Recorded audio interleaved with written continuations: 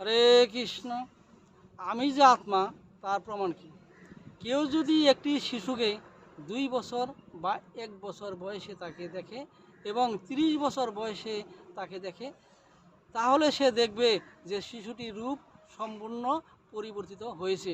তার দেহের, মনের, বুদ্ধির পরিবর্তন হয়েছে।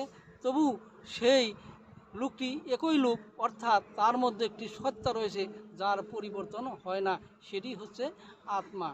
সে আর একটি প্রমাণ হচ্ছে, ধরুন আপনার ঠাম্মা বিছানায় শুয়ে আছে, দেখে আপনি বাজার করতে গিয়েছেন।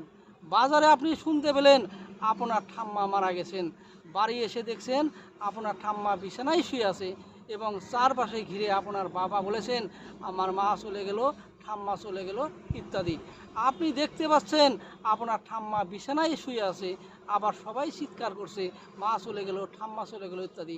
এখন প্রশ্ন হচ্ছে, কেন চলে গেল, কে চলে গেল? সেটি হচ্ছে আত্মা। হরে কৃষ্ণ।